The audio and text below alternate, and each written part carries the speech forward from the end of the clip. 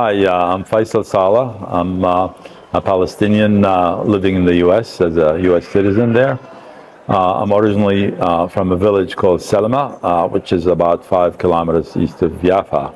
My family were refugees in 1948 and ended up in the Ramallah area. I was born a few years later, and I'm the youngest of 11 children. I grew up in the West Bank, attended public schools there, and in 1969 I came to the United States to finish the last year of high school. I attended college and worked in business after that for about 45 years. Having finished my business involvement, I began looking for things to do for Palestine because while I was working, I did not have time to dedicate to Palestine. And by accident, I came across some people who were trying to start a museum. I worked with them shortly for a while, and then I didn't like how they were operating, so I left and started a new organization and opened the first Palestine museum in the Western Hemisphere in the year 2018 in the state of Connecticut, USA. So Faisal, that's really interesting, hearing your backgrounds and what you've been through, what you've seen and experienced. As the founder of Palestine Museum, am I right to say that? Yes. Yep. Did you find it a challenge to start the first Palestine museum in America? I won't call it a challenge. I call there were a lot of issues and difficulties that needed to be resolved, but none of them were the type that we could not overcome. And I think it was a straightforward process. It just needed a certain amount of planning and some funding, and then we were on our way. Fortunately, I own the building that my business used to be in, and that we housed the museum in that building, so that saved a lot of money and made it more economically feasible. And the mission of the museum was really to tell the Palestinian story to a global audience. As you know, the corporate media has cast Palestinians in a negative light. They seldom cover us unless we have some negative news about us. And they're always quick to call us terrorists, and we are terrorists until proven innocent. And with after the October 7th events, the media had really went into overdrive, and they tried to describe what happened as atrocities and the beheaded babies and raped women and all that. Of course, none of that turned out to be true. They were all fabricated lies to kind of dehumanize Palestinians and make it easy to kill Palestinians without any repercussions. And that even though things were proven wrong and these lies were proven fabrications, the damage had been done, and the Palestinians had kind of suffered as a result of that. Of course. And people in the world were their attention were detracted from that, and basically we were made to look like we were not human, and as a result, Israel was able to go and kill us and destroy our life structures and cities, and so the media is very dangerous. They're more dangerous than the bombs they drop on people, because they enable the genocide to take place, and they make it easy for other people to do crimes against Palestinians and get away with it. And so I guess one of the key objectives, like you're saying, part of the reason why you started this museum is to actually, in a way, take control back of the real narrative for Palestinians. Yeah, we wanted to counteract the false negative, the false and negative narrative, and we wanted to let the world know who the real Palestinians are. And we want to show that the Palestinians are human, and they have artists and they have talented people, and that's what the role of the museum is. So our role is to showcase Palestinian artistic excellence. We opened a museum in Edinburgh in the best part of the town, a street called Dundas Street, where all the famous art galleries are located, and we have a beautiful space. That's amazing. So it is very important for us as Palestinians to show that what we're doing is just as good as everybody else's, if not better, and that we are human and we're entitled to human rights as a result. So it's very, very important to you to have a Palestinian art showcased because it's the best way to communicate our story through the arts, because people are receptive to art, and art tugs at the strings of the heart.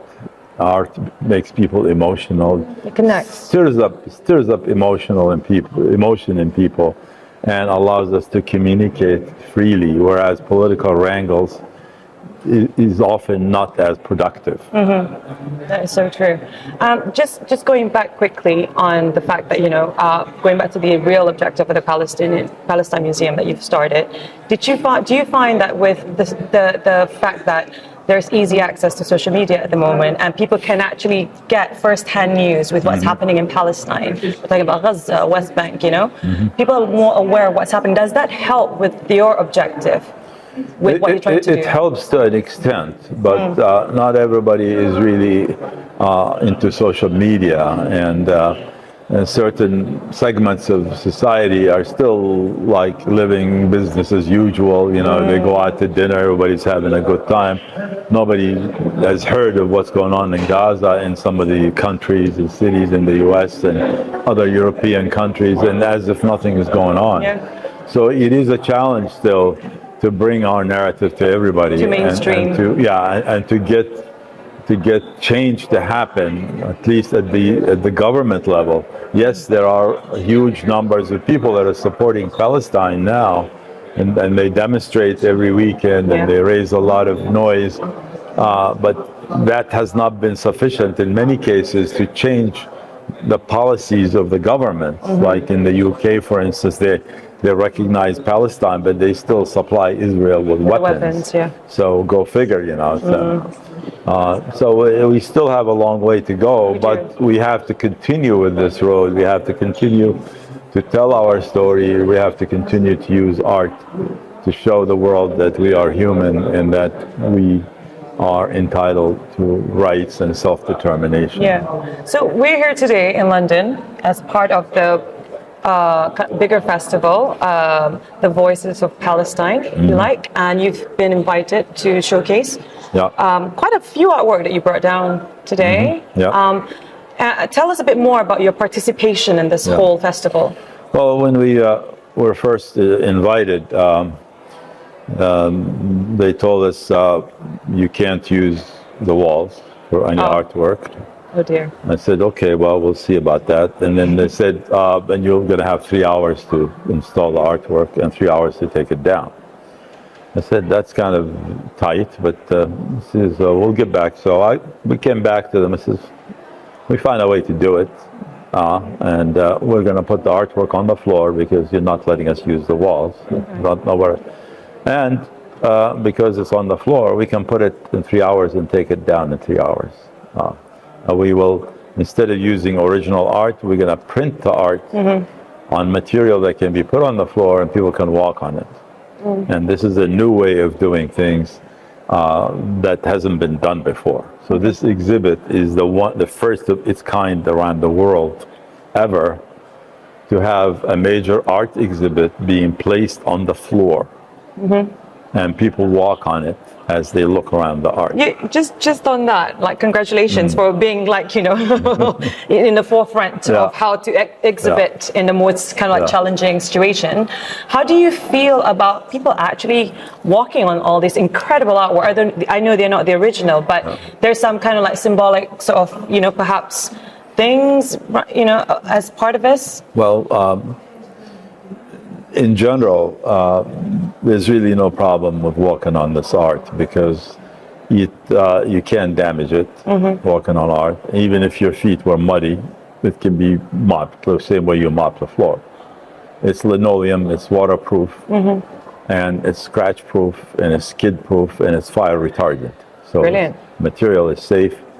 The problem is a question of, what is it like stepping on art? Are you, treating the art poor, like Yeah, exactly. Disrespecting the art. disrespected the Yeah. art or not. In my opinion, is as we're taking the art and we're integrating it into the environment, and the environment is the floor. It becomes part of the place, and you walk on it because it is part of walking on the floor. Like if you was, It's almost a sign of acceptance, right? All these Palestinian work. it is an honor for me to walk on a map of Palestine. There you go. Okay, not the other way around. We're not like.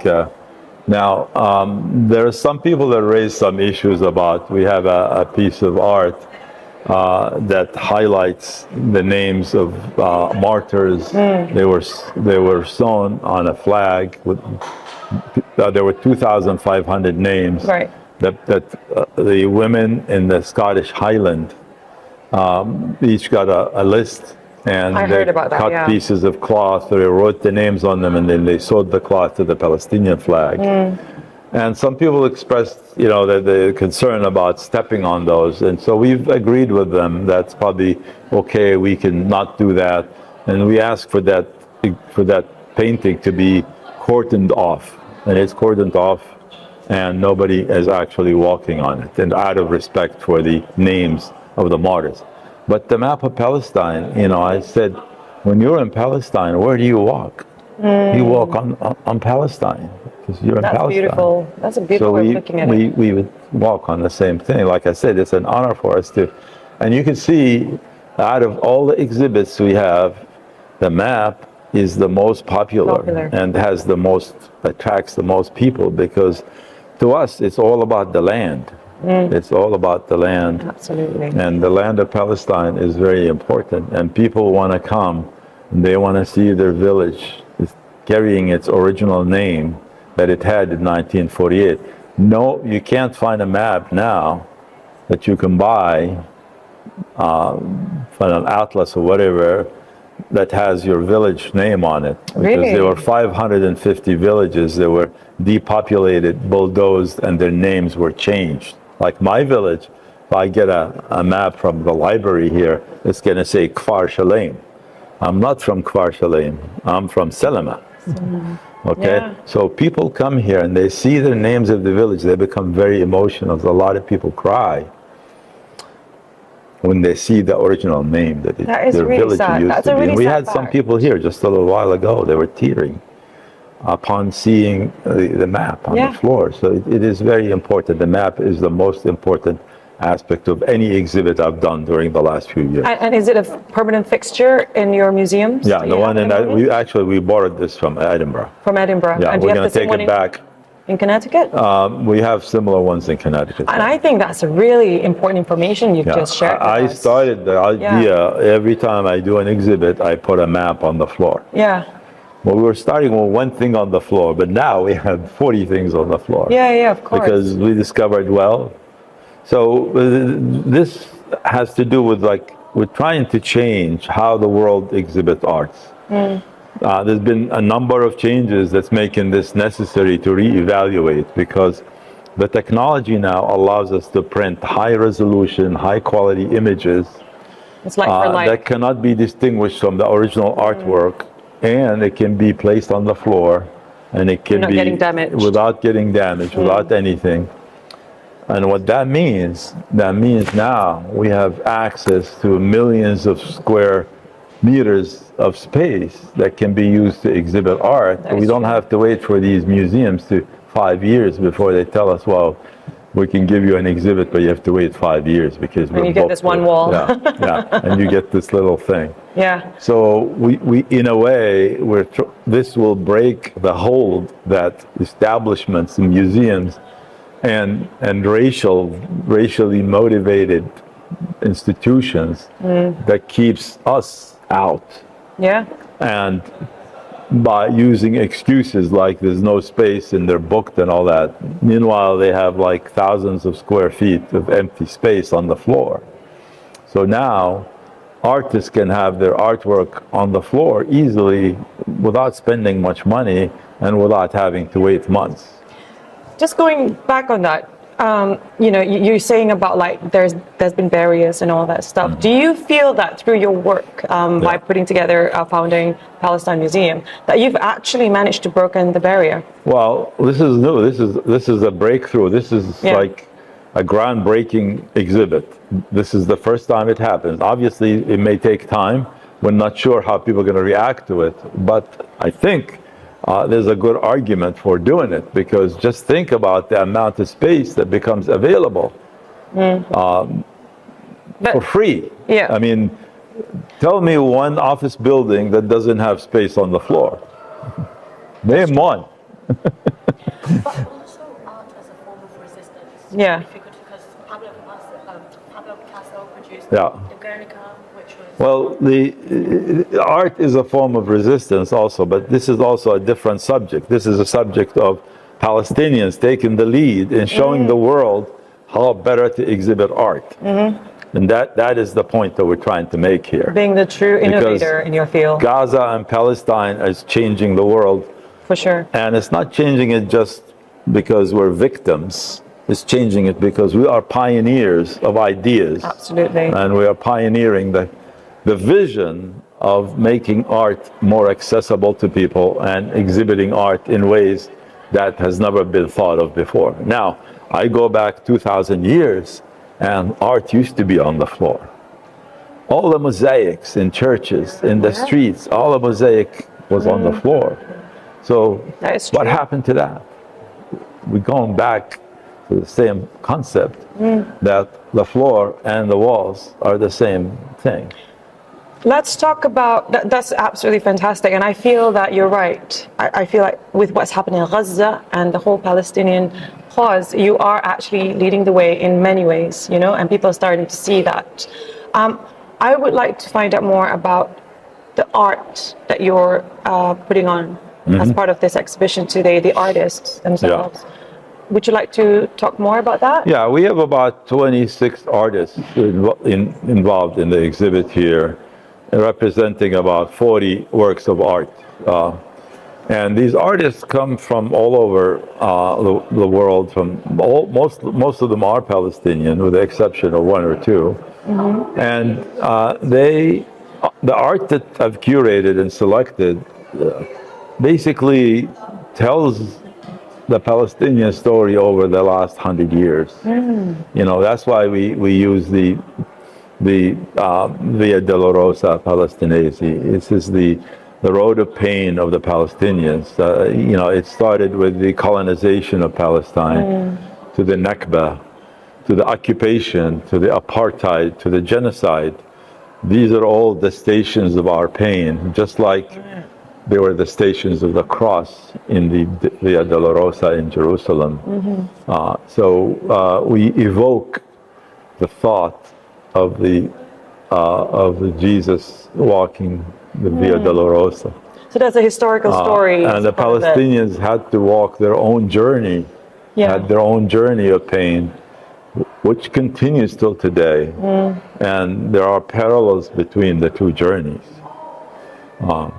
Some people may consider it's a bit too getting into religion too much, but I could not help see the similarity and the analogy between the two, especially that we are placing the art on the floor that represents basically a walk.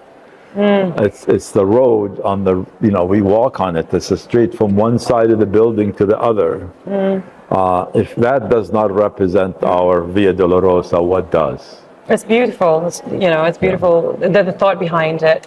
How did you manage to get involved in this festival today, and what made you want to do it? I think I was invited to participate in it based on prior work that we did, and I did exhibits in Venice, Italy.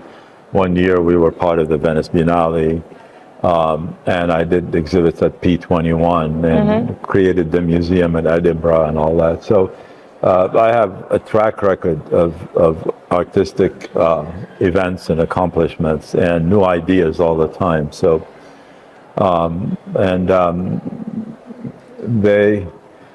what they presented me was a Mission Impossible exhibit. All right. But I quickly turned it around and turned the tables. We went from that to a very innovative approach and took their dead-end situation and turned it into a groundbreaking event with great vision of art and how art should be exhibited, and at the same time highlighting the Palestinian experience and showing the level of pain Palestinians have experienced, but at the same time showing the beauty of Palestine, of the artwork that you see on the floor, and the sumud of the Palestinians, and how we are turning pain, taking pain, absorbing it, and turning around and creating hope for the future. And we are determined to do that. Absolutely. You know, when you're going through, when you keep saying about pain and all these different situations that Palestinians have been going through for the past decades, you turn that into resistance. Your resistance comes in the form of creativity, art, music, film. And for yourself, how do you manage to channel a lot of, you know, your resistance as a Palestinian through this work that you're doing? You're putting together a museum, getting in touch with all these different people. What's on the forefront of your thinking when you think about like coming from a place of resistance? I mean, my thinking is a vision. That the vision that we have is that, yes, you could do this to us, you could do that to us, but we'll absorb the punches and we'll stand tall against it, and we'll do whatever we can. We'll resist to the extent possible, and we will turn around and we will turn that into a victory in the future. That we will succeed, we will prevail at the end. Yes. By sticking to our positions. Your principles. We know our case is just. We have suffered unbelievable injustice, unbelievable acts of undescribable violence. There are no words that can describe what was done to the Palestinians in Gaza. No words. In fact, we submitted a proposal to the Venice Biennale to show a project of embroidery that documents 100 scenes of genocide in Gaza. Oh my gosh. And our title for the exhibit was, quote, space, quote, comma, asterisk, asterisk, says, no words.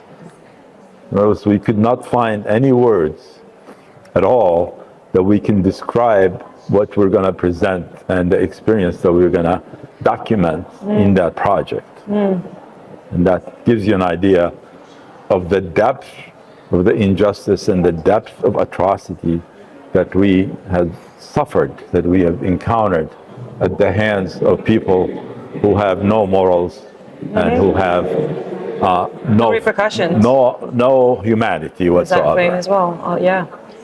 So what's your plans for the future for Palestine Museum? Well, my plan is we're going to have a Palestine museum in every major city around the world. Yes, inshallah.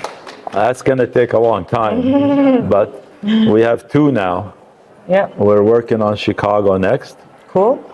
Possibly London, possibly somewhere in Ireland, and who knows where else. Italy, Europe. Yeah. Yeah, that's it could always be anywhere. Now, what I created in Edinburgh is a new model that I've developed. Okay. That we can take that model and we can replicate it in many places. That's different to the one in Connecticut? Yeah, it's different than the one in Connecticut. The one in Connecticut was just a nucleus, the starting point, but it was not meant to be the final form. Model of it, yeah. What we created in Edinburgh is the modern model that I've developed and that got implemented and is successful, and it is on its way to becoming self-sustaining less than 12 months than it was created. We have 60 volunteers there. They have 10 different teams in the 60 volunteers. Each team is responsible for a certain function in the museum, and all these functionality, all these teams are operating, are empowered and operating with a certain amount of independence. I was gonna say. And all together, they are running the museum on their own. Okay. So when you go to the museum, especially the one in Edinburgh, because Yeah. we're in the UK right now, what can people expect to see? You're going to see a lot of artwork. You're going to see certain unique things like sculptures. Okay. You're going to see children's drawings from Gaza. You're going to see things on the floor. You're going to see things to buy. You're going to see embroidery. A variety of things. Do you plan to add more different? Yeah, we have exhibits every month or every 2 months. Yeah. We have a certain section in the middle of the museum where Okay. we have 8 boards, Right. and these boards we put what we call transient exhibits. These are exhibits that are going to be on like for a month or two, Yeah. and then we replace them with a new exhibit every month or every couple of months. And how do you select the work that you're going to be exhibiting? By not listening to anybody. Oh, brilliant. I love it. True Palestinian. Now, I can't tell you how much people try to get into, like, my Influence business you. Yeah, and try yeah. to tell me how to do an art Exactly, yeah, exhibit, yeah. and including giving me a list of artists I should include in the, And so I tell people, butt out. Good. That's how it should be. And what are you hoping to get out of this festival today by being here? Well, we have 2 objectives here. The first objective is to show an impressive exhibit for Palestine, so people know that we Palestinians are not second-rate, that we are on the top of the list, and our work is spectacular. Yeah. To me, good is not good enough. It has to be best. spectacular. Spectacular. It has to be the best anybody can do. And if I can find a way of doing it better, it would have been done better. And that's one thing. The second one, I really wanted to debut and introduce the concept of artwork on the floor, Okay. because that is a huge thing. And A new that- concept, right? Yeah, and I think that happened today.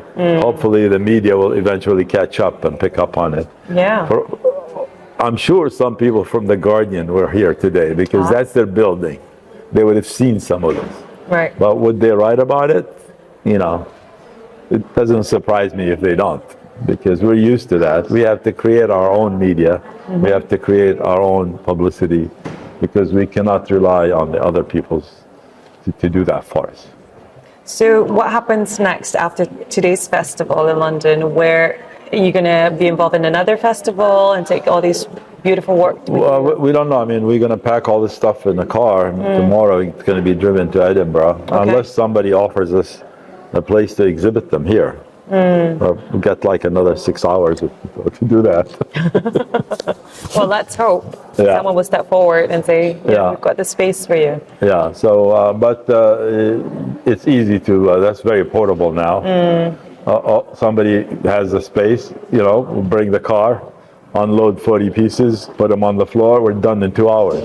I can see as well, there are like price lists Yeah. of the artwork. Yeah. So you're also selling, exhibiting We're trying and to sell selling. those because they cost us money. I don't want, it's no surprise that our project costs us about £10,000 my to do goodness, this. yeah, of course. You can't do anything without spending money.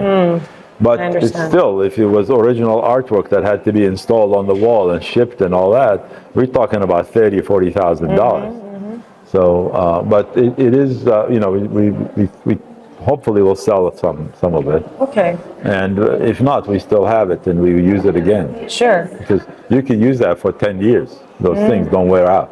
Yeah. So am I okay to ask, how do you fund the museum? Is it through donations or is it through the sales of? Well, like in Edinburgh, we started by advancing money. We paid for 1 year's lease for the space, Okay. which is a significant amount of money.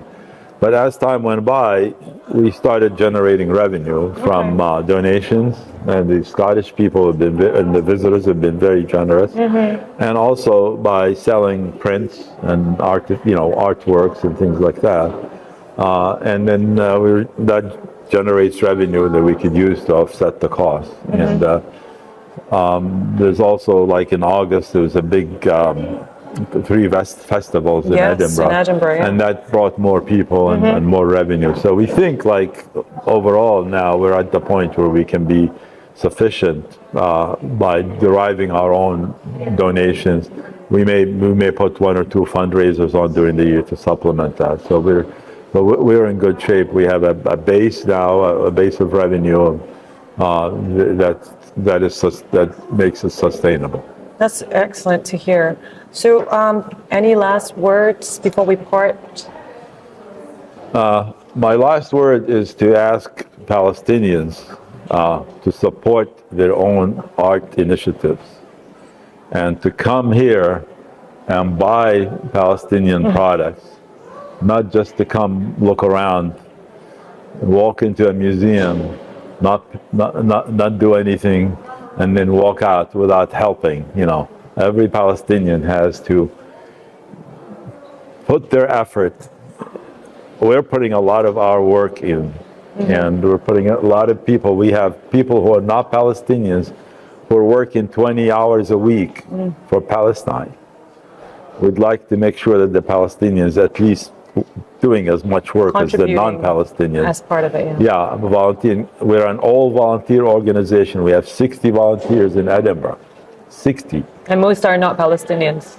A majority are not Palestinians. We do have fine Palestinians for volunteers who are there. Our hours are 11 a.m. to 6 p.m. 7 days a week. We have 2 shifts, 2 people each shift. We have 4 people every day, times 7, 28 people for 1 week working. So it's a major effort. People are committed to it. We want our Palestinians to spin up to that and support it, and not just with talk and come in to tell us to don't step on this map and don't step on that map. We want them to put their money where their mouth is. Yeah. And actually take part. I just wanted to let you know, because they are time sensitive, but there are some medical evacuees who came with Project Pure Hope to the UK. Yeah. And 3 of them, actually, I've just bumped into them. I really want to introduce you guys. Okay. So their children have been evacuated to London for treatment. I'm going to help the one who actually... Do you want him to speak to Faisal? Yeah, just introduce, but don't record them for safety and security purposes. Yeah.